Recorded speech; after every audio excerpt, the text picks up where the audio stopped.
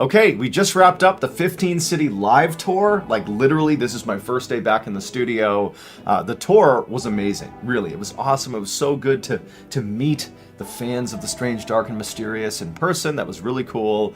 But I knew there was one story I had to tell, first off, once I got back in the studio, and it's the one I'm doing right now. It is the final story from the set list from the tour. So if you didn't see the tour, well, you're in luck. You're seeing the best story of the tour. Now, technically, we briefly covered this story like 4.5 years ago. However, it was terrible. I went back and looked at this video, and it was just poorly put together. It's like really short, and so many of the key parts of the story were just omitted because I didn't know what I was doing.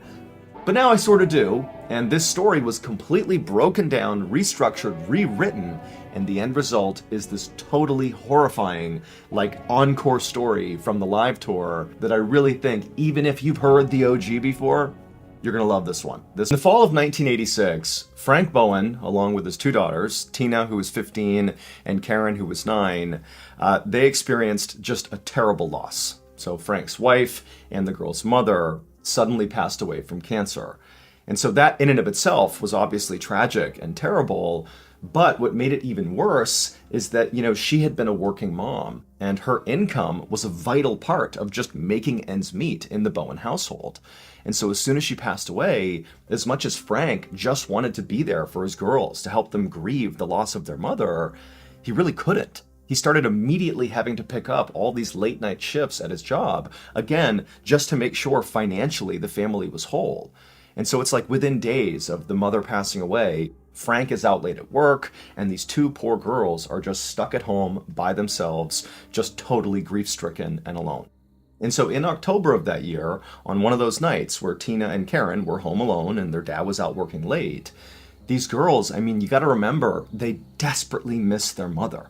All they want is to just have one more interaction with her. They can't believe that she's gone. They were so close with her. It's like their whole lives have been turned upside down.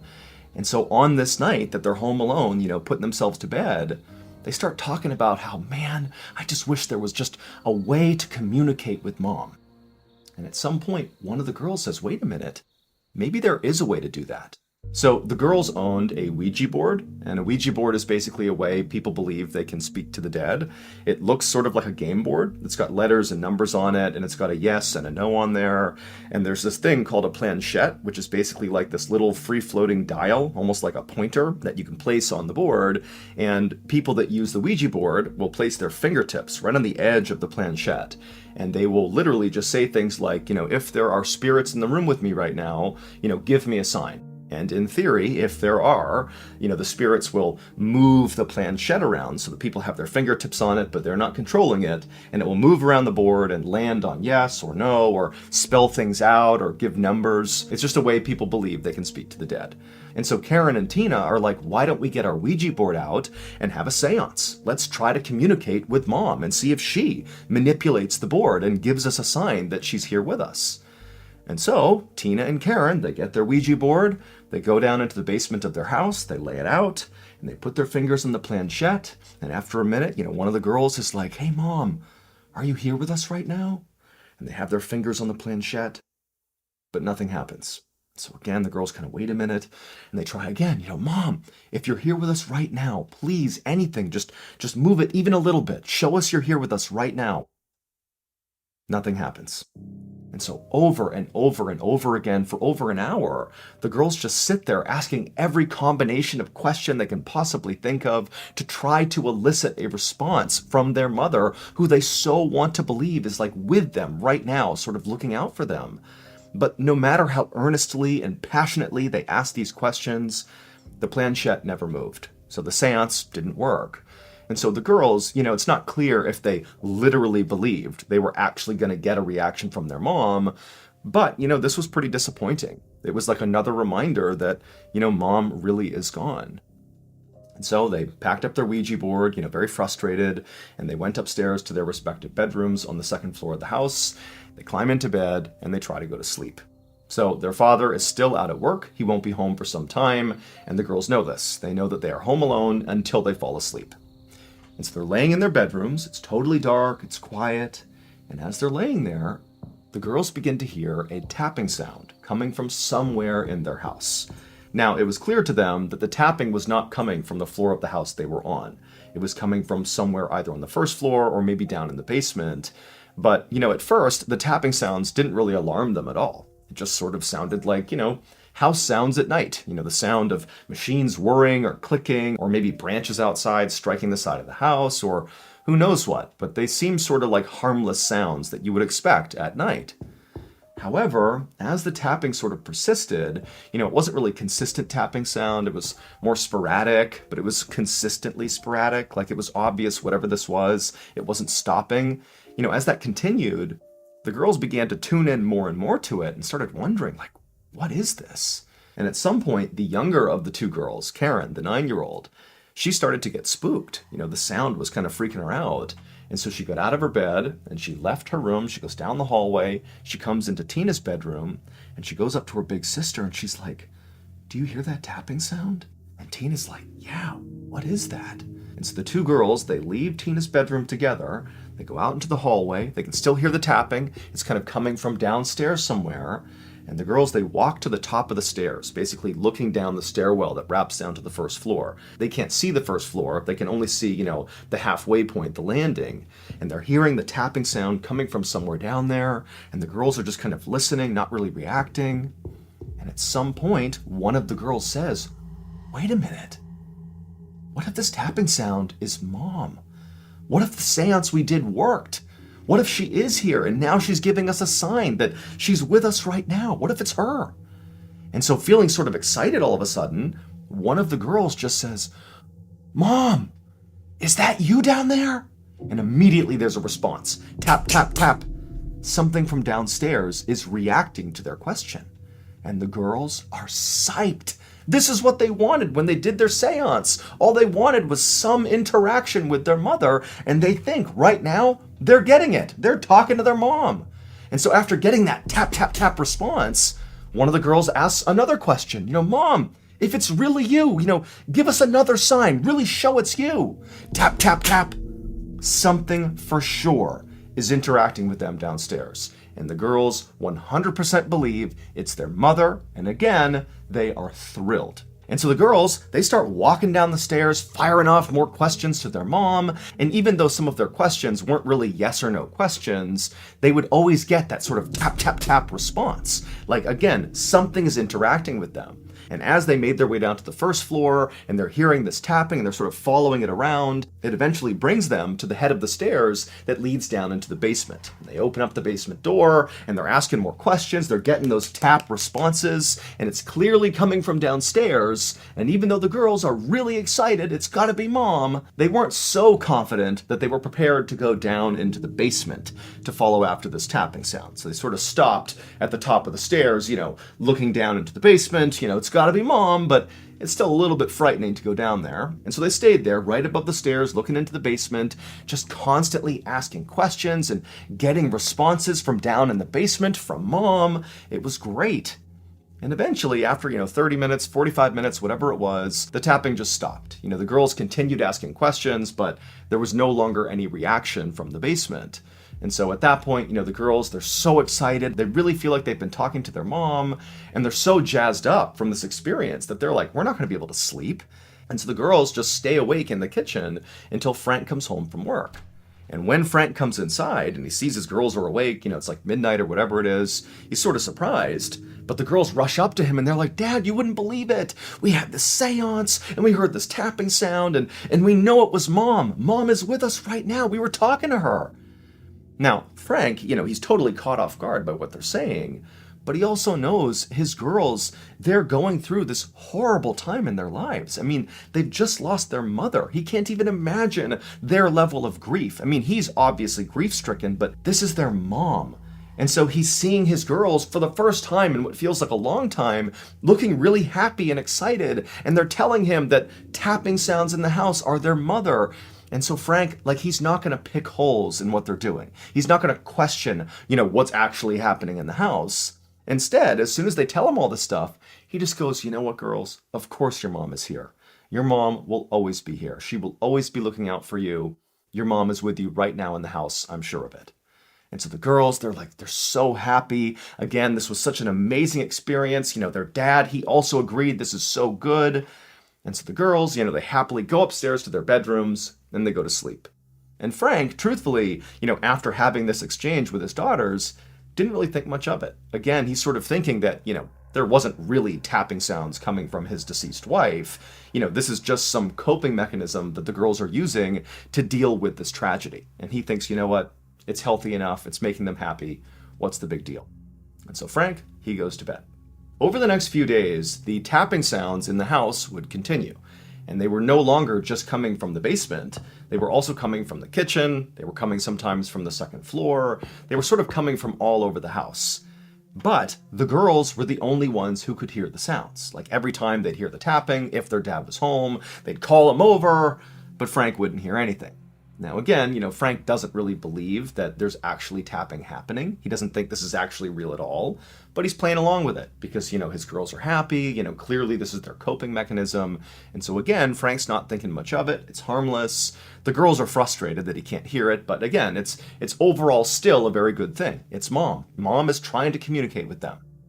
However, after a few days, post-seance, as the tapping continued, the girls began to change their attitude about the tapping sounds. The first day and over those first few days, it really did feel like a good thing. This is mom. This is positive. This was definitely a good thing. But after about 72 hours, post-seance, the girls began to sort of feel frightened by the tapping because the tapping no longer was really just coming mostly from the basement. It now started coming almost exclusively from their bedrooms at night. So they'd be laying in bed and they'd hear, tapping underneath their beds. They'd hear tapping in their closets. And it was frightening. And they would call their dad in and he'd come into their bedrooms and he wouldn't find anything. But now, Frank, who previously had just sort of let this continue, this is his girl's coping mechanism for this terrible loss. Now he's seeing that his girls, they don't really think it's mom anymore. They don't know what this is. And it's also disrupting their sleep. And so now it's not a healthy thing anymore. This is a problem. Like it's disrupting his girls' lives. And so Frank begins at this point, 3 days post-seance now, he begins telling his girls like, hey, come on guys, there's nothing to be scared of here. These tapping sounds are just normal house sounds. You're overthinking it. Like there's nothing that's going to harm you in the house. Mom is definitely here looking out for you, but she's not making those tapping sounds. You got to let this stuff go and just forget about this stuff. But the girls, they're like, Dad, we're not making the tapping sounds up. Just because you don't hear them does not mean they're not real. And they began to tell their dad, like, we think the seance worked, but we actually no longer think it's mom that's sort of come out of the seance. We think we unlocked a different spirit, an evil spirit. And now that evil spirit is haunting our house. And so Frank, at this point, he's like, guys, that's not what's going on here. You really need to stop. Like, these tapping sounds are not real. They're in your head or they're normal. And so Frank and his daughters really began to fight over this because the girls, they know they're hearing sounds and Frank's like, I'm not. And so they're really starting to fight over it. The girls, they're getting more and more frightened just being in their house, in particular at night when these sounds would typically start. And so fast forward about a week after the seance, and now the girls really are so scared to be in their house because of this tapping, which they believe is now this evil spirit in their house. They're finding all sorts of excuses to just stay out of their house. Like when dad's at work late, they're trying to stay at their friend's house and not be home because it was too frightening. And Frank, he's sort of at his wit's end with what to do with his girls because now this thing that's going on in the house, this delusion as he believed it was, that his girls were suffering from, it was really disruptive and unhealthy. And he began telling his girls, like, if you can't stop with this whole tapping delusion, you're going to have to go to grief counseling. Like, this is too much. And so, again, fast forward about a week here, and that's what's going on in the Bowen household. And on this particular day, the girls, Tina and Karen, they didn't have a place to go that night. They didn't have a friend who was available. And so they're home at their house alone. Frank's out for the night doing a late night shift. And the girls, they're in their kitchen just kind of hanging out. They're pretty anxious here. And they start to hear tapping sounds coming from the basement. Now, by this point, the tapping sounds were so common that just hearing the tapping sounds was not like this horribly frightening thing. It was just sort of this very unsettling thing where nobody knew what they were. And again, the girls think it's something evil. But on this night that the girls are alone, dad's gone, Tina, the older of the two, she says to Karen, like, Dad doesn't believe us. He does not believe that there's tapping sounds in the house. And so we, right now, need to go down in the basement and investigate. Because if we don't, no one's ever going to look into this. Like, nobody believes us. And Karen is horrified at the idea, Karen's the 9-year-old, of going down into the basement, to go see what this tapping is. But she doesn't want to be away from her sister. And so she's like, okay. And so Tina gets a knife from the kitchen. She goes to the door to the basement. Karen follows right behind her. And Tina, she opens up the door, and the two girls begin going down the steps. And once they get to the bottom of the steps and they're in the basement, it's just this kind of blank slate down there. There's a washing machine and a dryer, there's some boxes, but it's just sort of a dank, sort of open, nothing cellar down there. And the girls, when they got down there, they're looking for the origin of this tapping sound. And on some level, they expected to find something that was making these sounds because they've been hearing these sounds. For them, it's not a delusion. Like, every time they hear these sounds, they are real to them. Just because their dad doesn't hear it does not mean it's not real to them. And if you look at the beginning, when they first started hearing the sounds, they thought it was their mom. And they never really fully investigated. They maybe didn't want to find out that, perhaps the tapping sound was, a washing machine or something, because that would destroy the illusion that it was their mom. So they never fully investigated then, and then the next few days after that, when it sort of transitioned and became a scary thing, the girls also never really investigated because it was scary now. They didn't want to know what was making this tapping sound. And so now here we are a week into this, and they've gone down into the basement where they've heard the tapping sounds, and they're like prepared to see something that is making this sound because it's real for them. Like, maybe it's a raccoon or some animal that's gotten into their house, but there has to be something because they hear these sounds. But now they're looking around this basement, and there's nothing. There's nothing that could possibly be making this sound, and the girls are horrified. And so after being down there only for a couple of minutes, Tina, who's got the kitchen knife, she's like, Karen, let's get out of here. Like, this isn't right. Let's get out of here. And so the girls turn around and they begin going back up the steps.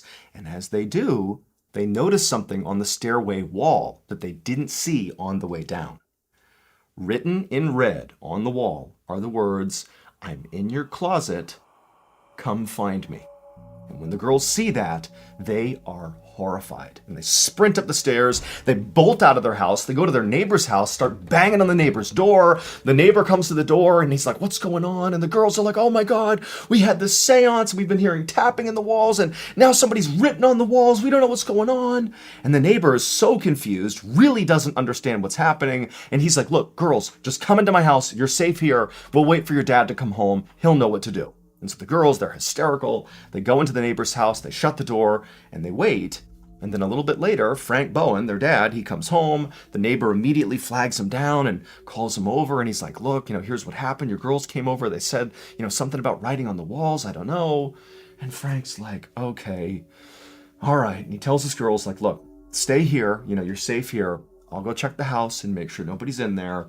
Frank, at this point, in no way suspects that there's anything, evil or bad in his house. He thinks this is just a continuation of this delusion the girls are sort of acting out. And so Frank, alone, goes back to his house. He opens up the door, he goes inside, he searches the house, and he looks everywhere, but there's nobody in the house. He does find the writing in the stairwell going down to the basement. It does say, "I'm in your closet, come find me." But it's written in ketchup. And so after, again, searching the whole house and finding nothing other than this writing, Frank goes back over to the neighbor's house and he talks to his girls, and he's not mad at them. In some ways, he feels like all of this is basically his fault. Like, he should have handled this more aggressively at the beginning, and he let it get to this point. And so he tells his girls, like, "Look, I know that you wrote those words on the wall. I know that all of this is sort of a delusion that's playing out that started with, something good. You thought it was mom, but now it's become something that isn't good. It's disruptive. You've convinced yourself the house is haunted. And I'm very worried that this is a product of grief. Like, grief is leading you to do these things, and it needs to stop. And so starting tomorrow, you're going to go into grief counseling. We need professional help here to make sure you girls are taken care of. I should have done this from the beginning, so we're going to make that happen right now." Now, the girls knew they didn't write that on the wall. They're not making the tapping sounds, But they also knew their dad 100% didn't believe them, like zero, and it was not going to change. And on some level, like they think maybe there's truth to what he's saying. Maybe they are so grief-stricken that they've convinced themselves of things that are not real. And so in this sort of vulnerable moment where the girls are totally upset about what they've seen and what they've heard, they just tell their dad, like, fine, like, whatever, we'll go to grief counseling. And so sure enough, the next day, the girls would start grief counseling, and right away, all the tapping in the house, all the writing on the walls, all that stuff stopped. Like peace returned to the Bowen household, at least at first.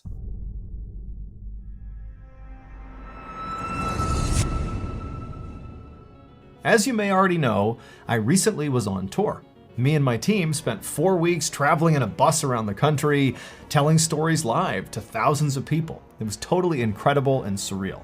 But I've got to say, the best part of the whole experience was just getting to interact with you all in person, fans of the strange, dark, and mysterious. And also, pretty much everybody turned out in flannel. It was like a sea of thousands of people rocking the flannel. Because basically at this point, the official uniform of the strange, dark, and mysterious is the flannel. And guess what? I have a surprise for you that has to do with flannel just in time for the holidays. I am so excited to share that our brand new official Mr. Ballin flannel is now for sale on shopmrballin.com. But hurry, because quantity is limited. This is a first come, first served situation. But it's not just a flannel. We actually have a whole new collection for the holiday season. And they include things like the Mr. Ballin Christmas sweater. We also have a hat, we have a hoodie, there's a blanket, like a flannel blanket. There's ornaments, there's stickers, there's pins, and much more. But don't wait too long to buy this stuff, because this is a holiday drop, which means if you want it in time for the holidays, you gotta order now. So again, head on over to shopmrballin.com to pick up your official Mr. Ballin flannel, along with all the other great stuff we're dropping for the holiday season. I can't wait to see some of you guys rocking the flannel the next time I go on tour. Happy holidays, everybody. Okay, back to the story.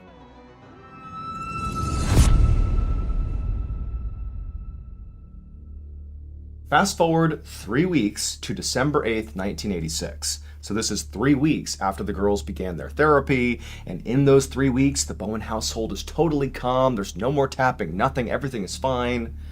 But on December 8th, Frank, along with his 2 girls, Tina and Karen, and their friend, Kathleen, they had been out for the evening, maybe getting ice cream or going out to eat or whatever, and they come back to the Bowen household, and when they do, it's nighttime, so it's dark outside, and Frank, he goes up to the porch, he goes to the front door, and as he's about to open up the door, he looks through one of the windows of his house, and he sees there are several lights on in the house that he didn't remember leaving on before they left. And so he just thinks, like, that's weird. Like, I could have sworn I turned those lights off. He's kind of looking back at the girls right behind him, sort of wondering if maybe they left the lights on, but he's like, oh, that's weird. So he unlocks the front door, he swings the door open, and immediately he sees this scene inside of his house that makes no sense. The TV is on, a radio is on, and furniture in the first floor of the house where he's looking has clearly been moved. Not dramatically, but things have been moved around on the first floor. Like if you live somewhere, you know where things go. Things are off. And Frank, like he's seeing this, and he's sort of looking back at Tina and Karen, and he's like, did they do this? Are we back to this whole delusion? You got to remember that even though it's been 3 weeks now of peace in the Bowen household, Frank is all too aware of how insane it was right before then. You know, with the girls, writing on the wall, at least according to him, and thinking there was an evil spirit in their house. And, he's thinking, is this them? Like, somehow did they do this? This feels sort of like a continuation of that. And he's looking at the girls, but he's thinking to himself, like, they've been with me. We've been out of the house. How could they do this? But again, Frank is sort of caught. On the one hand, he knows this could be his girls, but he's also thinking that's not possible. And so in that mind state of sort of being caught between these two opposing ideas, Frank, instead of backing out of the house and calling the police like anybody else would do, he instead just begins like walking into the house, sort of nonchalant, like not really sure how to react. And he begins this sort of half-cocked search through the house. And the whole time, Tina, Karen, and Kathleen, they see what's going on, and the two daughters, they're terrified. I mean, they're all too aware of all the tapping and the writing on the walls. They're thinking, this is real, it's happening again. And so they're tucked up right behind Frank, who again, Frank is like in shock. He's just like wandering through the house like, what's going on here? Turns the TV off, he's walking around, turns the radio off, he's moving furniture back around, and he can't believe it. And so he does this weird, like again, half-invested search through the first floor. He doesn't find anybody there. He goes to the second floor, does the same search. Again, all three girls, the two daughters and the friend, they're right behind Frank because they're so scared. They do the search of the second floor, nobody there. They search the attic, nobody there either. They go down to the basement, nobody in the basement. Like, there's nobody in the house. And so Frank is like, what is going on here? And then he remembers there's actually a room on the first floor of the house that he forgot to search. It was just a front room of the house right off the front entrance. You know, when he began the search, he just sort of overlooked it because he was sort of in a daze. And so he's like, okay, I'll go back up there and I'll search that last room and then I'll know the whole house is secure. Nobody's here. And so Frank goes back up the basement stairs to the first floor. The girls are tucked up right behind him, still so scared. And he makes his way towards this room, and this room overlooks the front of the property. There are windows looking out to the road. It's just you walk in, there's windows, there's the front of the house, and there's a little closet over to the left. It's like a sitting room. And so Frank, he goes into this room, and right away he sees on the wall right in front of him, written in shaving cream, are the words, "Marry me." And so Frank, he walks over to the words, and he's staring at them, being like, what is this? Like, who wrote this? The girls, again, are right behind him, tucked up against the back of his legs, and he's staring, and as he's doing that, he hears movement in the closet in the room that he's in. And Frank turns and he looks at this closet. The doors are open to this closet, but it's a dark closet, and out of the closet walks a man who was wearing a dress, Frank's dead wife's dress. This person had clown makeup on their face, and they were wielding a hatchet. And they walk out of the closet, and they look at Frank, and they look at the girls who are so shocked, they're just in silence staring back at the sky. And this person looks at Frank and goes, "You and the girls, go upstairs." And so Frank immediately goes into protector mode, and he gets between the maniac and his girls, and he just tells the girls, like, go up the stairs, do what he says. And the hatchet-wielding maniac just sort of walks along, following after Frank and the girls. Again, Frank sort of staying between this person and the girls. And so Frank shepherds the girls up the stairs, and he's like, go ahead, girls, first bedroom, go in the first bedroom. So they go upstairs. All three girls go into the first bedroom. So Kathleen, Karen, Tina, and then Frank, he goes into the bedroom, and the maniac's right here in the hallway about to follow after Frank. And as soon as Frank gets in the door, Frank shuts the door and holds it shut, and there's suddenly this struggle between the maniac in the hallway and Frank. The maniac's trying to get in, there's this vicious struggle, and Tina, who's already in this bedroom, just turns, runs, and leaps out the second floor window. And so she smashes to the ground, she runs next door to that neighbor's house, she slams on the door, the neighbor comes out, and Tina's screaming about, "There's someone in my house!" And so the neighbor at this point knows this is a real emergency. They call the police, and then minutes later, the police show up, and when they get there, they look up at the Bowen household, and Frank Bowen is leaning out of that second floor bedroom, and he's screaming to the police, "Hey, there's somebody in here. He was just at my door. He's gone. I don't know where he is." And police, they get over, they put a ladder up to the window. Frank comes down, they get the other two girls down, so everybody is safely out of the house now. They've been moved over to that neighbor's house. And now the police are going to go into the Bowen household to find this dress-wearing, hatchet-wielding, clown makeup-wearing maniac. They're going to find him and put him into custody. And so the police, they go into the Bowen household, guns drawn, and they search that entire property, top to bottom, and they find nothing. Nobody's there. The house is completely vacant. However, they would find a hatchet lying by the back sliding glass door, and the back sliding glass door was partially open. And so ultimately, again, when nobody is found inside the house, the police decide, well, clearly this maniac, if there really was a maniac, is now gone. Because look, the door's open, the hatchet's here, so they're gone. And so the police, they go over and talk to Frank and his family, and they're like, look, we don't really know what to make of this. We didn't actually see, this person you claim to have seen in your house. I'm sure there was somebody, but we didn't see them. And so for now, what we're going to do is we're going to monitor your property 24/7 and just see what happens, see if anybody comes in or out. We'll make sure nobody comes to this property. And we'll also begin an investigation in town to try to figure out, who this maniac was. And in the meantime, you and your girls go stay with a family friend or something. Just don't be here because we don't know what's going on here. And so Frank and his girls, they went and stayed with a family friend, and the police began their surveillance of the Bowen household. And for 2 days, nothing happened. Like, nobody went in or out of the Bowen household. And despite police canvassing the town and trying to figure out, who this maniac could have been, they really didn't get anywhere. Because remember, Frank's description and the girl's description of this maniac was, probably a man wearing a dress with clown makeup on. And so effectively, this person had a disguise on. Like, there was nothing to go on. So they couldn't find anybody in town, there was no leads, and nobody has come to this house, and they're communicating with Frank Bowen the whole time. Like, basically, nothing's coming of this case. And so finally, 48 hours after, confronting this maniac in the closet, Frank and his girls, they've been at the family friend's house this whole time.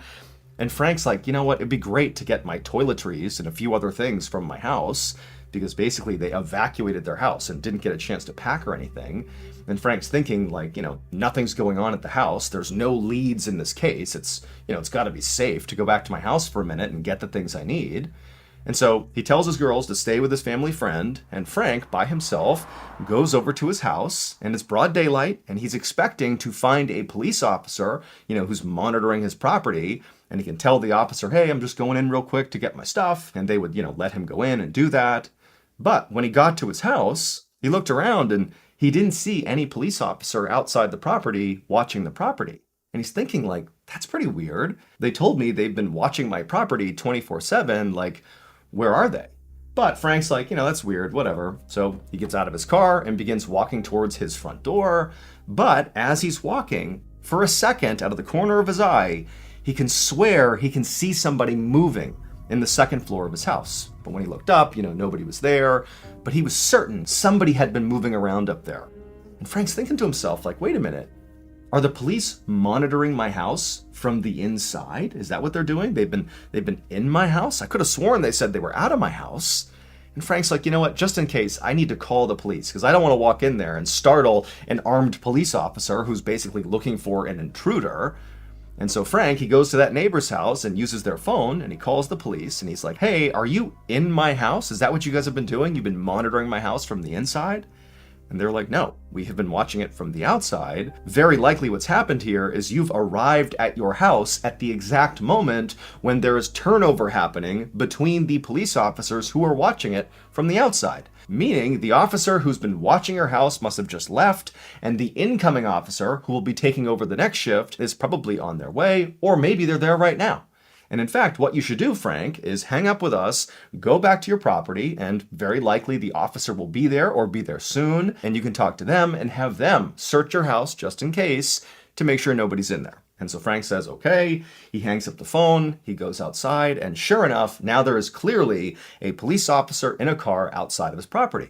So Frank goes over and, explains the situation to the officer, and the officer's like, no one's going inside your property. Literally, we have watched this property 24/7, save for a couple of minutes here and there when we're doing turnover, but nobody's gone in or out of your property. But either way, Frank, I'll search your house just to be sure. And so Frank goes back over to the neighbor's house, and this officer goes up to Frank's door, he opens it up, he looks inside, and he can't believe what he's looking at. In the first floor of Frank's house, it's just madness. There are pennies glued to the ceiling of the first floor, and the furniture clearly has been moved all over the place, but it's been stacked in these sort of weird arrangements. And there are glasses of champagne all over the first floor, and there are kitchen knives that have been driven into family photos on the wall. Like the knives are still sticking into the photo, and where these knives have been driven through the photo is always on a picture of either Tina or Karen, the two daughters. And where there are knives in these pictures, above those pictures is written, I'm going to kill you, Tina, or I'm going to kill you, Karen. And so this officer obviously knows, we have a problem here. And so he backs out of the house, he calls for reinforcements. And so all these officers go in, guns drawn, now convinced, clearly somebody has found a way to come in and out of this house, or they're still here and we have to find them. Like, clearly the Bowens were not lying about this horrible, maniac that they encountered in the second floor of their house when police first showed up. Clearly that must have happened because they didn't do this. Somebody else did, and they gotta be here. And so police, they tear the Bowen household apart, looking for this maniac. They look everywhere, and they can't find anybody. There's nobody in the house. And on top of that, it had snowed outside, and before they went in, they made sure they walked around the property to see if there were footsteps coming in or out of the property, and there wasn't. Like, it's not possible what they're seeing. But they've now torn the house up, looking for anything, and they found nothing, other than, again, the madness they've seen with the furniture, the writing, the knives. That's all they've found. And so after hours and hours of this very frustrating search, a few of the officers found themselves in the basement, and they're just standing there talking to each other like, this is crazy. We must have missed something. Like, what is it? And at some point, one of those officers who was having that conversation, he had his hand resting on the washing machine, and he's just sitting there like, yeah, what did we miss? What did we miss? And suddenly, as he's leaning against the washing machine moved. And so suddenly there's this gap that's been created by moving the washing machine, and the officer looks at the wall where the machine had been sitting before, and clearly there is a hole on the wall. And the officer gets out his flashlight and he looks in the wall and kind of scans down, and he sees there's this tunnel that's been burrowed in the wall of the basement, and it goes over to the corner, and looking back at this officer is Danny LaPlante. And he's crouched down, he's got a hatchet over his shoulder, he's wearing a dress, and he's staring back at this officer. I'm going to tell you about Danny LaPlante because this story takes a very dark turn. So Danny LaPlante was 16 years old at the time he was pulled out of the wall. And 6 months prior to being pulled out of the Bowen household's wall, Danny had had this very brief interaction with Tina Bowen, the 15-year-old. Apparently they went to school together or had some interaction in town, but Danny had sort of fallen in love or had some sort of romantic interest in Tina, and he felt like Tina had rejected him. Now, Tina did not remember any of this with Danny. This is entirely Danny's memory of what happened. But either way, 6 months earlier, when he had this sense of rejection from Tina, Danny responded to that by breaking into the Bowen household, cutting a hole in their walls, and burrowing tunnels in their walls. And for 6 months, Danny LaPlante lived in the Bowen household in their walls. Now, Danny was not able to access the entire house through the wall in the basement. He could basically maneuver in the basement and partially into the first floor, but in order to get to the other parts of the house, Danny had to leave the wall. And so routinely, over these 6 months that he was in their house, Danny would literally, while the family was home, just get out and wander through their house, like as the family is just living there, and they never noticed him. And so for 6 months, Danny spied on that family 24/7. And when the girls had that seance with the Ouija board to try to contact their mother, Danny was downstairs in the basement in the walls watching, and he saw an opportunity. He thought, I'm going to pretend to be their mother and screw with them. And so when they heard that tapping sound, that was Danny pretending to be their mom. He was absolutely trying to get them to believe their mother was here. But then whenever Frank was around, Danny would stop the tapping and sort of let Frank believe the girls were making it up. And then gradually, Danny sort of transitioned from it's your mom and it's good to actively trying to terrify the girls. He began tapping at all hours of the night. He began sneaking out of the wall, going upstairs to the girls' bedroom, flicking the undersides of their beds, going in their closet, tapping in their closet, and then making sure to be hidden or escape before Frank came in. I mean, this is absolutely psychotic behavior, but it gets worse. So Danny is taken out of the walls and he's arrested, but then 10 months later, when he is awaiting trial, Danny is released on bail. And while he is on bail, he would sneak into another family's house in Massachusetts, the Gustafsons' house, and unfortunately, that family would not escape Danny. Danny would murder 3 members of that family for really no particular reason. He just picked a family and killed them. And so very likely, if Tina had not leapt out of the second floor window when Danny revealed himself in that dress with the hatchet and got them to go up to that bedroom, if Tina hadn't leapt out and if Frank hadn't held off the door like that, almost certainly Danny was corralling that family into that room to kill them with the hatchet. But Tina basically saved their lives.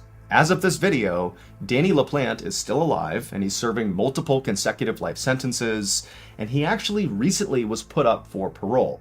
He didn't get it, he did not get parole, but during his hearing for his parole, when he was rejected, he was determined to be one of the most psychopathic inmates in the entire prison system. And now, here is a clip from the latest episode of Redacted. Enjoy. On June 7, 1998, CNN News Group CEO Tom Johnson sat at his desk in his corner office, overlooking the massive newsroom in Midtown Atlanta.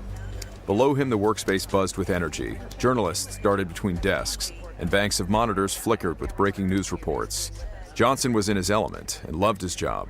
He was known as a no-nonsense leader, and he was well respected by his team. In the nearly 20 years since CNN first launched, the 24-hour cable network had become the most influential source in television news. It changed the landscape for how people learned about breaking news, with correspondents all over the world ready to report at a moment's notice. It was Johnson's job to build on CNN's dominance and drive up the ratings. Johnson turned when he heard a tap on his door. His secretary rushed in and said he had a call from a retired general who was CNN's military analyst. She warned him that the general sounded annoyed, but Johnson was used to putting out fires and dealing with people who were upset, so his secretary's warning didn't alarm him. As soon as Johnson picked up the phone, the general's bristling tone made it clear he was outraged. He told the CEO he'd received some disturbing news. The general had been informed that a segment about a covert military operation in Southeast Asia was scheduled to air on CNN the next night. And apparently this report contained wild allegations about the U.S. military gassing villages, killing American soldiers, and even innocent civilians. Johnson tried to respond, but couldn't get a word in.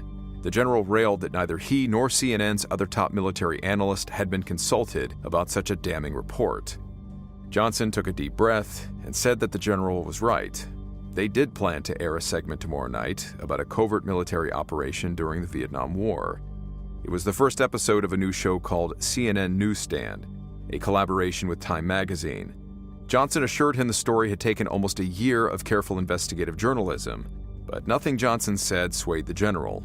He insisted they pull the show. Johnson wasn't about to back down either. Too much work had gone into the episode about a secret military operation called Operation Tailwind. Besides, CNN had already been promoting it heavily. It was simply too late to pull. There was silence on the other end.